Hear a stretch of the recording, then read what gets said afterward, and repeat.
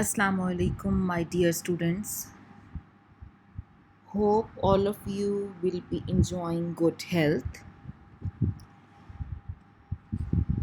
We were doing chapter number 16, hydrocarbons. Today, the remaining part of the lecture of alkenes is here.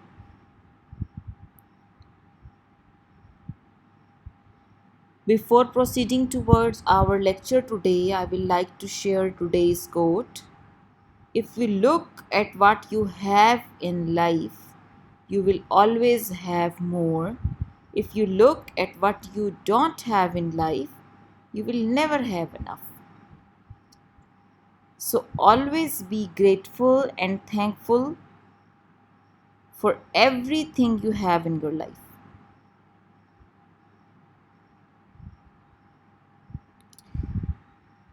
In this slide, we will discuss about reactivity, hydrogenation, hydrohalogenation of alkenes, Markovnikov's rule, hydration of alkenes, halogenation of alkenes, and your home assignment.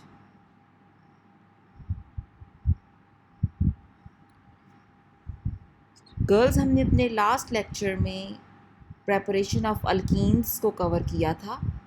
आज हम reactivity of alkenes और उसके reactions different reagents के साथ study करेंगे. Before proceeding towards reaction, सबसे पहले हम इसका जो डिटेल स्ट्रक्चर है ईथीन का, उसको स्टडी कर लें. इंशाल्लाह ताला फिर आपको रिएक्शंस को अंडरस्टैंड करने में आसानी होगी. As you people know that in ethene the carbon is sp2 hybridized. Each carbon in ethene is sp2 hybridized. तो दोनों कार्बन एटम्स के पास एक अनहाइब्रिडाइज्ड p ऑर्बिटल मौजूद होगा, ये जो हमने पर्पल कलर से शो किया. This is the unhybridised p orbital which is present on both carbons, and of course it is having one electron. इसके पास भी एक इलेक्ट्रॉन है. ये दोनों आपस में ओवरलैप करते हैं और इसके रिजल्ट में पाई बॉन्ड बनता है. You can see that the electron density is maximum above and below the plane of the line joining the two nuclei. These are the pi electrons, and it is a weaker bond. If we compare the strength of the pi bond with the sigma bond, the pi bond is weaker and requires less energy to break. तो हमने अब जो भी reactions करने हैं उसमें alkenes का pi bond break होगा, क्योंकि it is weaker and it is easy to break. अब ये जो पाई इलेक्ट्रॉन्स हैं, इनके ऊपर जो अटैक करने वाली स्पीशी होगी या कोई जो भी सब्सटेंस जो इसके ऊपर अटैक करेगा, that is electrophile. So we can say that electrophilic addition reaction will be occurring.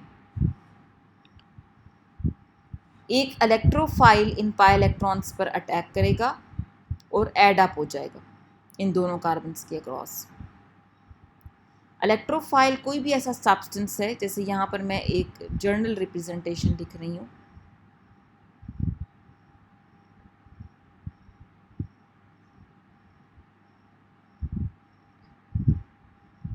ये इलेक्ट्रोफाइल है. इसकी थर्स्ट होती है इलेक्ट्रॉन्स के लिए. It has a love for the electrons, so that's why इसको इलेक्ट्रोफाइल कहते हैं. Electro means electron and phile means loving, तो it is electron loving species. It attacks the pi electrons and as a result gets add up in the carbon-carbon double bond. So we can say कि क्योंकि carbon double bond के across addition हो रही है, कोई चीज़ यहाँ से substitute नहीं हो रही, सिर्फ पाई बॉन्ड टूट रहा है और उसकी जगह पर चीज़ें ऐड हो रही हैं इन दो कार्बन्स के अक्रॉस, तो इसको आप इलेक्ट्रोफिलिक एडिशन रिएक्शंस कहेंगे जो ये अल्कीन देता है. रिएक्शन के बाद pi bond is converted into sigma bond. अगर हम अल्कीन्स की रिएक्टिविटी को अल्केन्स की रिएक्टिविटी से कंपेयर करें तो we will come to know that a carbon-carbon double bond, it consists of a sigma and a pi bond. It is easy to break the pi bond as compared to sigma.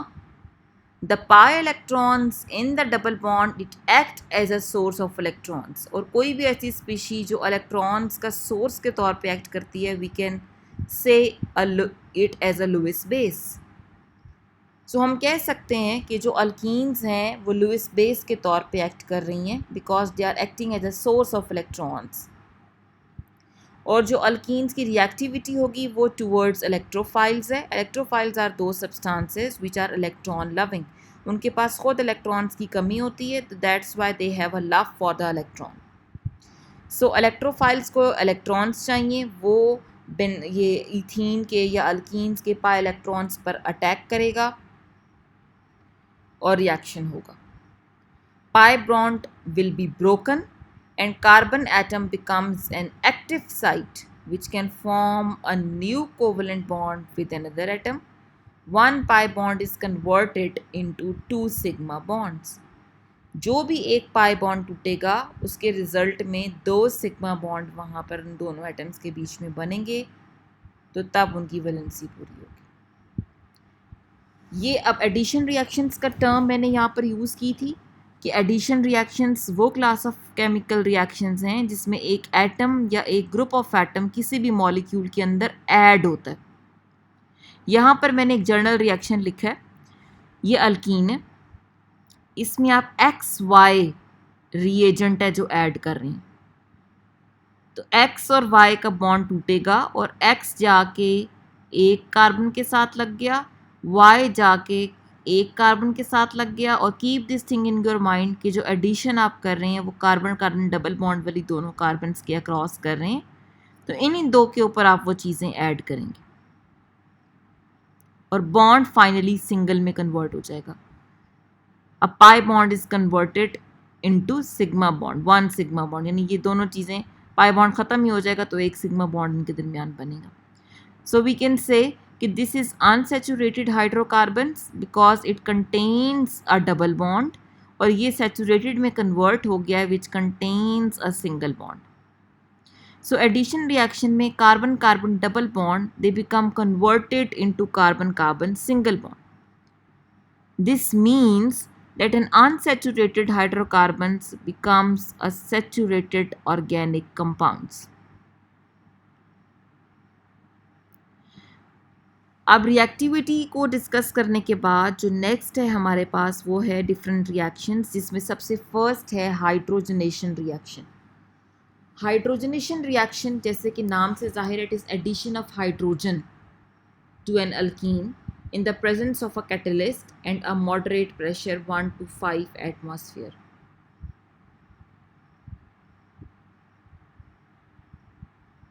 क्योंकि ये different catalyst की presence में होता है तो आप इसको catalytic hydrogenation भी कहते हैं।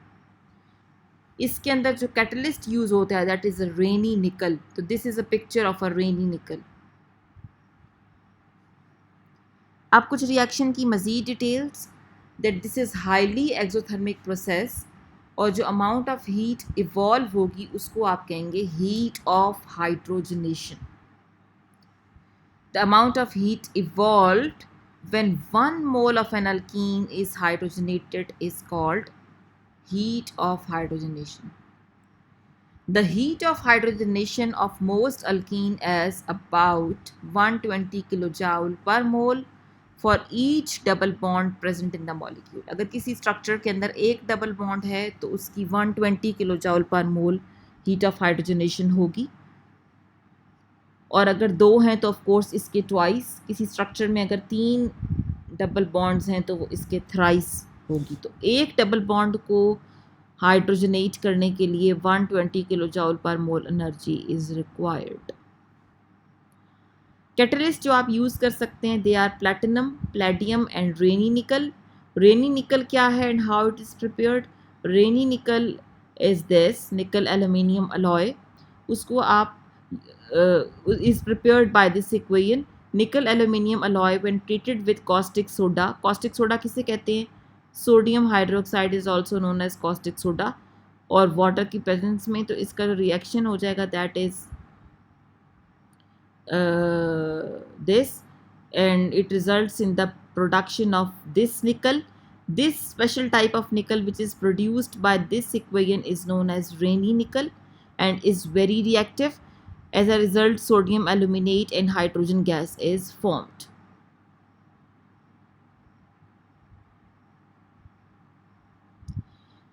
What is the importance of this hydrogenation reaction? ये इक्वेशन लिखी हुई है, C2H4 को मैंने ओपन करके लिखा, जैसे C2H4 1 हाइड्रोजन आपने इसमें ऐड की है, एक हाइड्रोजन जाके इस कार्बन पे लग गई, एक हाइड्रोजन जाके इस कार्बन पे लग गई, और बॉन्ड डबल बॉन्ड से सिंगल बॉन्ड बन गया, इथीन से इथेन बन गया।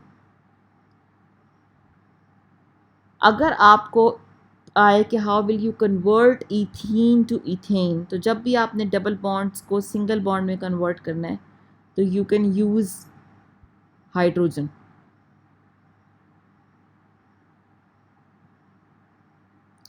इन दोनों के स्ट्रक्चर्स को अगर आप कंपेयर करें, इथीन को और इथेन को, तो आप देखेंगे कि इन दोनों में एक एक हाइड्रोजन का फ़र्क है। आपने जो एडिशन करनी होती है हमेशा वो कार्बन कार्बन डबल बॉन्ड के अक्रॉस करनी होती है।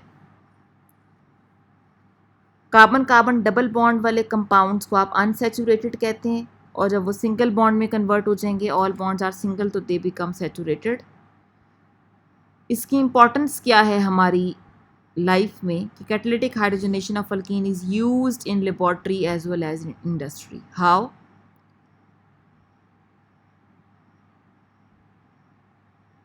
It is used for the manufacture of vegetable ghee from vegetable oil. Vegetable oil unsaturated होता है, उसमें डबल बॉन्ड होते हैं, वेजिटेबल घी सैचुरेटेड होगा, और उन दोनों का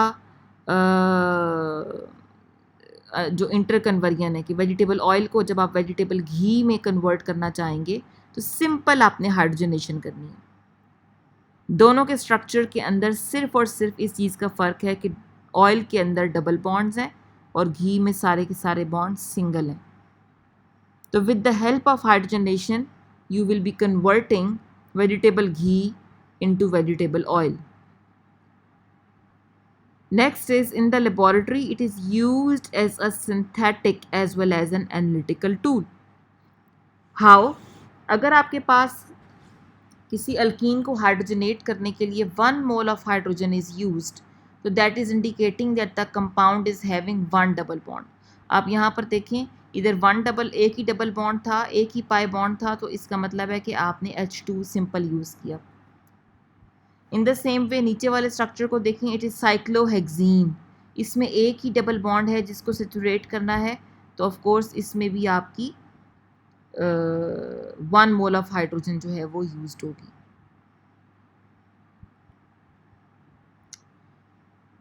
नेक्स्ट है hydrohalogenation. Hydrohalogenation means addition of hydrohalogen means H and halogen means X.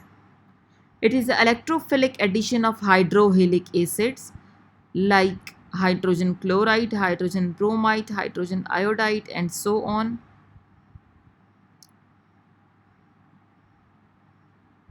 to give alkenes to yield the corresponding haloalkenes. इसमें जब आप इसकी एडिशन करते हैं HX की, हम HX में यहाँ पर जनरल ले रही हूँ, आप इसकी जगह पर HCl, HBr, HI यूज़ कर सकते हैं। ये कोई भी अल्कीन है जिसके अंदर मैं इसकी एडिशन करवाऊंगी, तो पहले मैं ज़रा नीचे वाला रिएक्शन आपको पहले बताऊंगी। ये अल्कीन वाला, इथीन वाला, ये सिंपल है। आपका ये HCl जो है, इसमें से हाइड्रोजन जो है वो एक कार्बन के पास चली जाएगी, दूसरी कार्बन के पास ये क्लोरीन चली जाएगी और बॉन्ड सिंगल हो जाएगा। ये देखें, CH3 सिंगल बॉन्ड, CH2 और उसके साथ Cl। तो जो प्रोडक्ट हमारे पास बनी है that is haloalkenes, alkyl halides. Ethene आपके पास स्टार्टिंग मटेरियल था और जो प्रोडक्ट बनी है वो ये इथाइल ग्रुप। देखें, CH3 CH2 group is known as ethyl group, और उसके साथ क्या लगा हुआ है, क्लोराइड। तो इथाइल क्लोराइड बन गया आपके पास HCl की एडिशन करने से।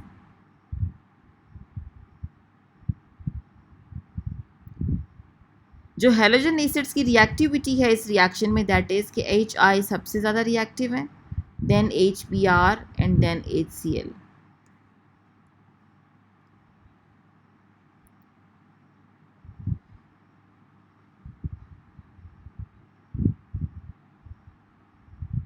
नेक्स्ट है हमारे पास इसका मैकेनिज्म कि ये रिएक्शन प्रोसीड कैसे करता है। सबसे फर्स्ट स्टेप में HBr की जो हाइड्रोजन है वो चूँकि पॉजिटिव है तो ये पाई इलेक्ट्रॉन्स उस पर अटैक करेंगे और इस कार्बन पे हाइड्रोजन लग गई और एज अ रिज़ल्ट जब ये बॉन्ड सिंगल हुआ तो इसकी दूसरी जो कार्बन है उसके ऊपर पॉजिटिव साइन आ गया। So this species is known as carbocation. और साथ में जो एक ब्रोमाइडाइन है, यानी हाइड्रोजन तो मैंने इसमें ऐड कर दी, ब्रोमाइडाइन वो आपका साइड प्रोडक्ट के तौर पे आएगा। नेक्स्ट स्टेप में आपने इस ब्रोमाइड आइन का अटैक करवाना है इस कार्बोकेटाइन पर, तो ये इसको अटैक कर लेगा।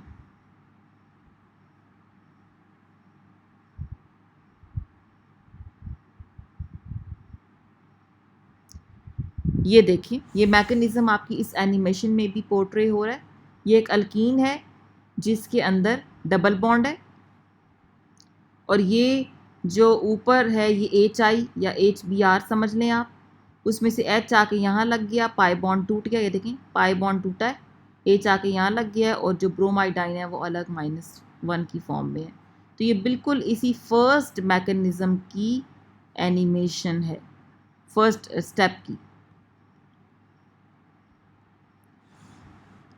अब क्वेश्चन ये है कि कैसे पता चलेगा कि आपने किस कार्बन पर हाइड्रोजन लेकर जाना है और किस कार्बन पे Cl या Br या HI में से I लेके जाना है। वो जो प्रोडक्ट है वो मार्कोनिकॉव्स रूल से एक्सप्रेस होती है, that addition of hydrogen halide over an unsymmetrical reagent is unsymmetrical alkene is according to Markovnikov's rule, which states that Markovnikov's rule ये कहता है कि अगर आपने कोई भी अनसिमेट्रिकल रिएजेंट किसी भी अनसिमेट्रिकल अल्कीन में ऐड करना है, दोनों चीज़ें keep this thing in your mind, they are unsymmetrical, the negative part of the adding reagent कहाँ जाएगा, goes to that carbon consisting the double bond which has least number of hydrogen atoms.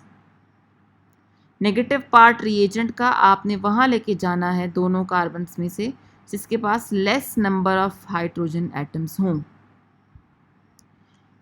दो चीज़ें जो इसमें आपने ख्याल रखनी है कि आपका रिएजेंट जो आप ऐड कर रहे हैं वो भी अनसिमेट्रिकल होना चाहिए, जिस अल्कीन में आप ऐड कर रहे हैं वो अल्कीन भी आपकी अनसिमेट्रिकल होनी चाहिए। अब अनसिमेट्रिकल से क्या मतलब है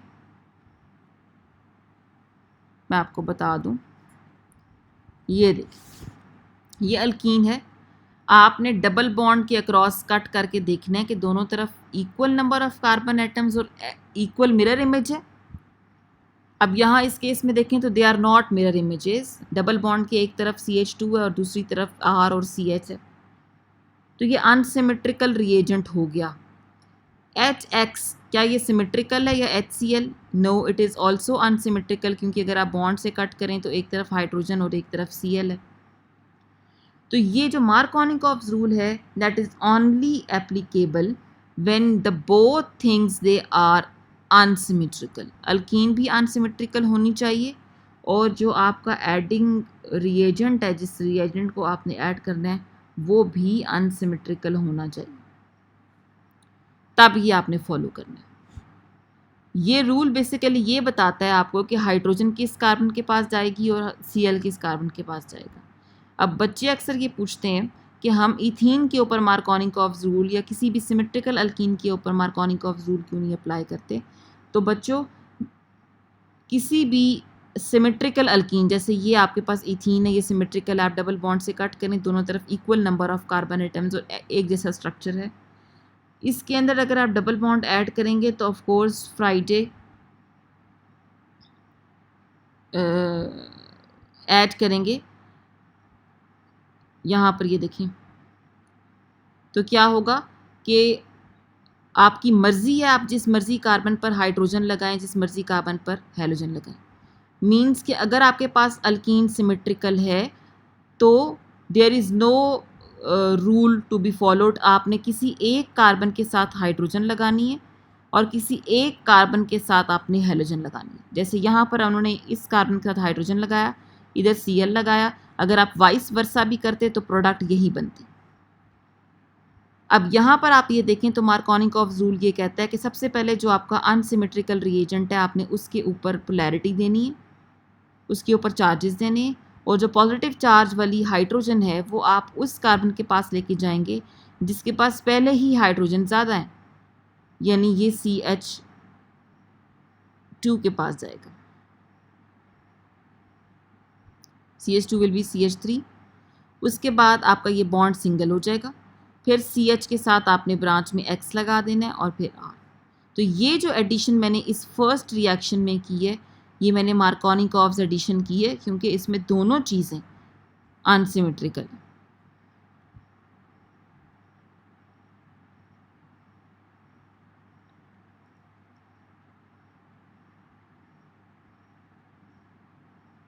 अब ये देखें, ये एक अल्कीन है, ये एक HI या HCl का मॉलिक्यूल है, इसकी हाइड्रोजन ने इन इलेक्ट्रॉन्स पर अटैक किया, ये सिंगल बॉन्ड के इलेक्ट्रॉन्स आपके इस एटम के पास आ गए, ये कार्बोकेटाइन बन गया, ये हाइड्रोजन जाके इस कार्बन के साथ लग गई। नेक्स्ट स्टेप में ये इसके ऊपर एडिशन होगी कार्बोकेटाइन की ऊपर ब्रोमाइड आयन की, और ये देखेंगे प्रोडक्ट बन जाएगा। दूसरी पॉसिबिलिटी, यानी बोथ पॉसिबिलिटीज़ हम यहाँ पर डिस्कस कर रहे हैं कि अगर हाइड्रोजन जाकर इस फर्स्ट कार्बन पे लग जाती है तो फिर ये वाला कार्बोकेटाइन बनेगा और ये वाली वो बनेगी प्रोडक्ट। तो आपने ये चीज़ जहन में रखनी है कि आपने जो प्रोडक्ट बनाना है वो मार्कोनिकॉफ्स रूल के मुताबिक बनाना है। तो आप ये जहन में रखें कि जिस कार्बन के पास ऑलरेडी ज़्यादा हाइड्रोजन हैं मैंने उसके पास पॉजिटिव पार्ट लेके जाना है। तो दिस जो पहला वाला ऊपर प्रोडक्ट बनेगा that will be formed instead of the second one.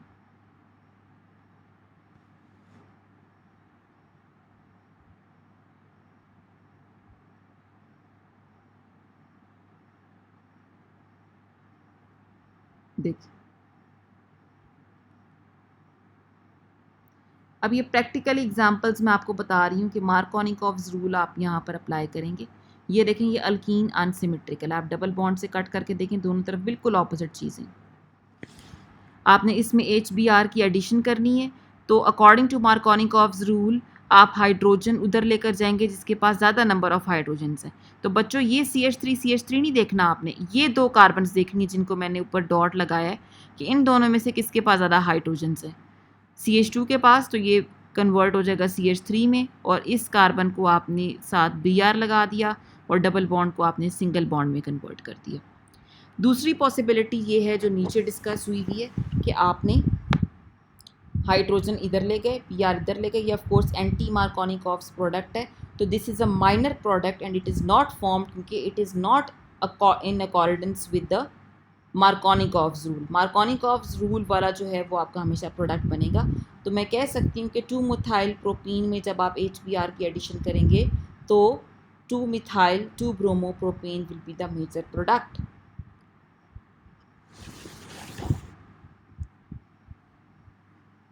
Next है हमारे पास हाइड्रेशन। हाइड्रेशन का मतलब है addition of water to an alkene. Hydration करवाने के लिए आपने वाटर के साथ रिएक्ट करवाना है अल्कीन्स को in the presence of suitable substances as acids etcetera to form alcohols. इसमें जो प्रोडक्ट बनेगा आपके पास वो अल्कोहल बनेगा। Alkenes are soluble in cold concentrated sulphuric acid. They react by addition to form alkyl hydrogen sulfates। हमारे पास इसके result में अल्काइल हाइड्रोजन सल्फेट्स बनते हैं जब आप सल्फ्यूरिक एसिड के अंदर उसको डिज़ोल्व करते हैं। ये alkyl hydrogen sulphates they on boiling with water they decomposes to give corresponding alcohol.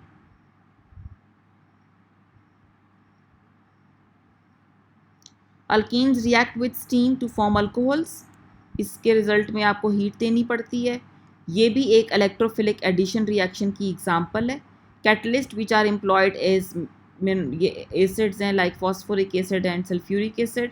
The reaction simpler reaction ये है कि आपने H2O की एडिशन करनी है, तो H2O को आप खोल के लिखेंगे और वो क्या होगा HOH, और उसके ऊपर आप चाहे चार्जेस दें। मार्कोनिकॉव्स रूल या कोई भी ऐसा अल्कीन का रिएक्शन करने से पहले आपने जो अपना रिएजेंट है उसके ऊपर पोलैरिटी लाजमी आपको पता होनी चाहिए, क्योंकि अगर अनसिमेट्रिकल अल्कीन है और अनसिमेट्रिकल रिएजेंट है तो फिर ऑफ कोर्स आपकी वो पोलैरिटी हेल्प करेगी। अब इसमें से एक हाइड्रोजन के कार्बन के पास हाइड्रोजन चली जाएगी और एक कार्बन के पास OH। अब क्वेश्चन ये अराइज होता है कि क्या हम इस केस में मार्कोनिकॉव्स रूल अप्लाई करेंगे?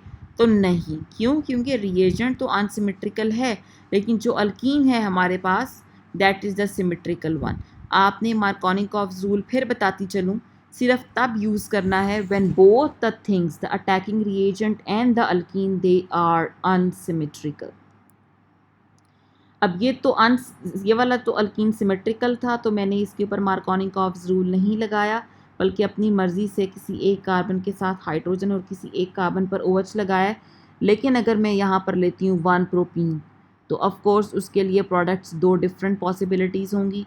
One will be the major product and the other one is the minor product.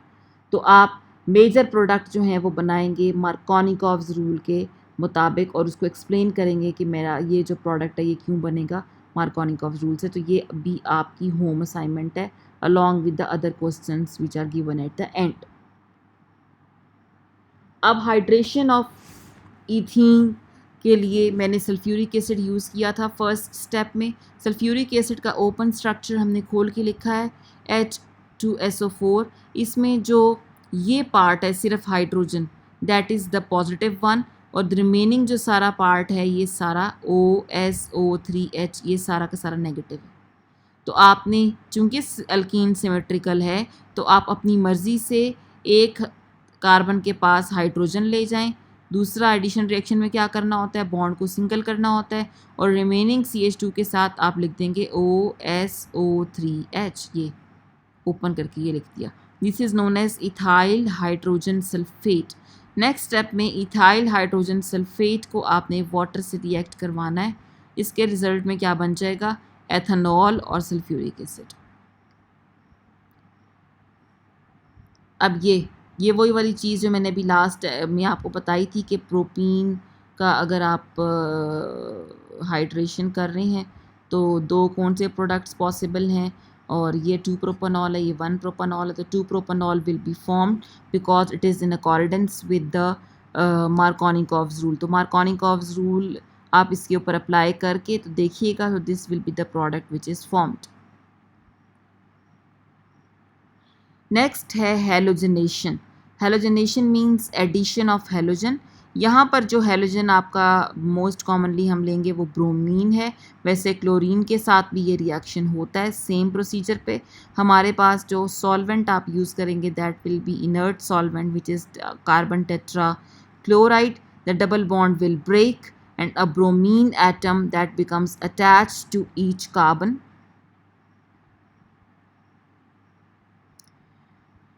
अच्छा, ब्रोमीन का जो कलर है that is reddish brown colour, और ब्रोमीन का जब आप उसके अंदर ये डालते हैं अल्कीन डालते हैं तो वो reddish brown colour that will become colorless liquid. Means you can say that the reddish brown color of bromine is discharged. वो ख़त्म हो जाता है, वैनिश हो जाता है। तो वो प्रोडक्ट किस वजह से वैनिश होता है? क्योंकि जो प्रोडक्ट आपके पास बनती है that is one two dibromoethane, that product is colourless, और दैट्स वाई जो है वो आपके पास कलरलेस प्रोडक्ट आता है। The decolouration of bromine is often used as a test for a carbon carbon double bond. अब ये देखें, जो चीज़ भी ऐसे विजुअल आपको कलर चेंज दे और आपको पता चल जाएगा कि आपका रिएक्शन हो गया है, ऐसे रिएक्शंस को हम मोस्टली टेस्ट के तौर पे यूज़ करते हैं, जिसमें किसी तरह के प्रेसिपिटेट्स का कलर आता है या कलर गायब होता है, कलर चेंज हो, तो वो आपको उसके किसी भी चीज़ का टेस्ट के तौर पे यूज़ होता है। तो for example if you want the to check the presence of a carbon carbon double bond, तो आप उसके अंदर ब्रोमीन वाटर डालें उस सैंपल में। If you want to check that the compound is having double bond और not, जब आप उसके अंदर ब्रोमीन वाटर डालेंगे तो reddish brown colour of bromine water will get discharge, और वो गायब हो जाएगा, वो ख़त्म हो जाएगा, और आपके पास ये कन्फर्मेशन आ जाएगी कि आपका कंपाउंड अनसैचुरेटेड है, आपके कंपाउंड के अंदर डबल बॉन्ड्स या ट्रिपल बॉन्ड एग्जिस्ट करते हैं।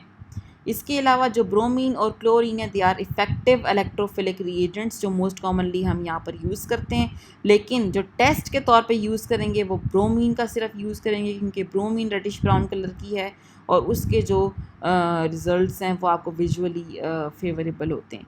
इसके बाद फ्लोरीन जो है that is too reactive to react, and iodine it does not react. अब यहाँ पर हम इसका मैकेनिज़्म देखेंगे। मैकेनिज़्म में जो ब्रोमीन मॉलिक्यूल है ये पोलराइज हो जाएगा, इसके अंदर ये एबिलिटी है, इट गेट पोलराइज्ड, और इसके ऊपर पोल्स क्रिएट हो जाते हैं, पॉजिटिव एंड नेगेटिव। ये जो पॉजिटिव वाला पोल वो है पॉजिटिव वाला, वो इस पाई इलेक्ट्रॉन्स को अपनी तरफ अट्रैक्ट करेगा। और स्टेज 1 में आप देखें कि इन दोनों पाई इलेक्ट्रॉन्स वाली कार्बन के साथ ब्रोमीन साइक्लिक रिंग स्ट्रक्चर के अंदर मौजूद है और उसके ऊपर फुल पॉजिटिव साइन है, और एक ब्रोमाइड आयन जो यहाँ से अलग हुआ था वो अलग मौजूद है। नेक्स्ट स्टेप में ये बॉन्ड सिग्मा टूटेगा जो एरोस बने हुए हैं, और एज अ रिज़ल्ट ये एक ब्रोमीन जो है वो दूसरे कार्बन पर बैक साइड से अटैक हुई हुई होगी। आप यहाँ पर ये देखेंगे दोनों ब्रोमीन सेम साइड पर नहीं है, ये दोनों ब्रोमीन ऑपोजिट साइड्स पर इसी वजह से हैं कि फ्रंट पर ऑलरेडी पहले एक ब्रोमीन लगा हुआ था, तो ड्यू टू स्टेरिक हिंड्रेंस मुश्किल हो रही थी, तो दैट्स वाई जो सेकेंड ब्रोमीन ऐड होगा वो बैक साइड से होगा। That's all for today. Your home assignment: state Markovnikov's rule. What product is formed when HBr is added to 2-methylpropene? Explain reactivity of alkenes. Convert ethene to ethanol. ये ethanol है, इसको correct कर लेना, ये यहाँ पर R नहीं है, ठीक है। How will you confirm the unsaturation in an organic compounds, means आपने अगर डबल बॉन्ड की प्रेजेंस को चेक करना है तो जो मैंने आपको ब्रोमीन वाटर टेस्ट अभी कराया है वो आपने काम करना है। Thank you, that's all for today. Good luck and अल्लाह हाफिज़।